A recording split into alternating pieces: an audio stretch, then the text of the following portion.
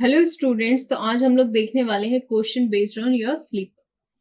सो आपकी स्क्रीन पे आपको क्वेश्चन दिख रहा होगा। What would be the expansion for sleeper density in a broad gauge if 19 sleeper under one.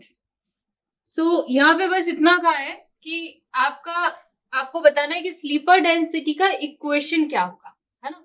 तो स्लीपर डेंसिटी का इक्वेशन की अगर हम बात करें तो स्लीपर डेंसिटी की कैसे निकलती है। जब भी आपको स्लीपर डेंसिटी कैलकुलेट करनी होगी तो इसमें हम लोग यूज करते हैं n प्लस एक्स को, है ना। अब यहाँ पे n क्या है, x क्या है। अगर हम n देखें तो n क्या है, n होता है आपका जो भी आपकी लेंथ होगी, है ना, जो भी आपकी लेंथ होगी किसकी, रेल की। बिकॉज जब हम स्लीपर डेंसिटी की बात करते हैं तो स्लीपर डेंसिटी में यहाँ पे हमें लेंथ लेनी होती है किसकी, रेल की। तो रेल की जो भी आपकी लेंथ होगी, अगर स्टैंडर्ड साइज की बात कर रहे हैं, अभी जैसे क्वेश्चन में नहीं दिया, कई बार ऐसा हो जाता है कि क्वेश्चन में दे देता है कि आपकी एक रेल की लेंथ 22 मीटर्स है, तो फिर उतना ही लेके चलना है। अभी इन केस में इसमें नहीं दिया है कि आपकी रेल की लेंथ कितनी है, खाली उसने कहा है कि ब्रॉड गेज है। अब आप इसमें स्लीपर डेंसिटी का एक इक्वेशन बताओ। तो एन हो जाएगा हमारा लेंथ ऑफ रेल, ठीक है। इसके बाद अगर हम यहाँ एक्स की बात करें तो एक्स क्या होता है, एक्स होता है आपका जो भी आपको स्लीपर्स कितने रिक्वायर्ड है ना, उसको हम एक्स से डिनोट करते हैं। अब इक्वेशन में हमें पता है कि n प्लस एक्स होने वाला है। अब हमें अभी के लिए n भी नहीं पता, x भी नहीं पता, दोनों में से कोई भी चीज क्वेश्चन में नहीं दी है। बट उनने एक क्लू दिया है। क्या क्लू दिया है, उनने कहा है कि ये जो सारा का सारा कैलकुलेशन करना है, ये किसके लिए करना है, हमें ब्रॉड गेज के लिए करना है। तो जब भी हम ब्रॉड गेज का कैलकुलेशन करेंगे तो उस टाइम पे हम जो आईएस कोड को प्रेफर करते हैं, आईआरसी, आपको भी पढ़ना चाहिए, आप भी जाइएगा पढ़िएगा आईआरसी को, इंडियन रेल कांग्रेस को। आईआरसी को जब भी हम पढ़ेंगे, इंडियन रोड कांग्रेस के बहुत सारे अलग अलग पार्ट है, तो ये पार्ट 19 देखना, उसमें दिया है, सारी डिटेलिंग दी है।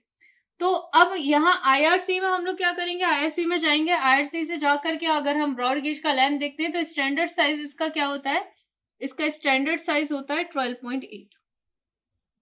तो अब अभी के लिए हमें पता है कि ठीक है, इसका ब्रॉड गेज का जो आपका साइज है ये कितना है, 12.8 है। तो यहाँ पे जो हमारा एन का वैल्यू है ये हमें पता है।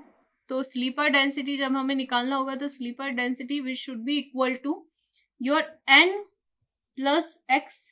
And what will be the value of n? The value of n is your 12.8 plus x। ये हमारा क्या हो गया, स्लीपर डेंसिटी का इक्वेशन हो गया। जनरली जब भी हम स्लीपर डेंसिटी के क्वेश्चन करते हैं उसमें आपका x का वैल्यू हमेशा दिया होता है ना, जिसको अलग अलग चीजों से डिनोट करते हैं।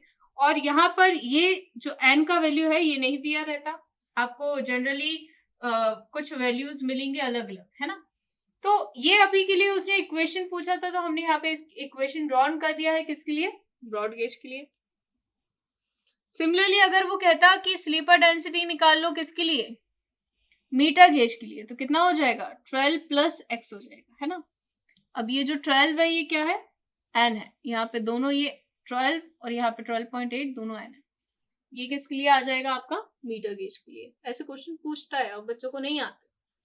सिमिलरली अगर वो कहे कि आपका स्लीपर डेंसिटी निकालना है किसके लिए, आपका नैरो गेज के लिए, तो नैरो गेज के लिए सी का वैल्यू कितना हो जाएगा, 11.8 प्लस एक्स हो जाएगा। ये आपका वैल्यू आ गया किसके लिए, नैरो गेज के लिए। तो ये वैल्यूज आपको फिंगर टिप्स पे याद होना चाहिए कि रेल लेंथ स्टैंडर्ड कितनी होती है, ठीक है। आई होप कि आपको ये सारी चीजें समझ आई होंगी। Thank you for watching.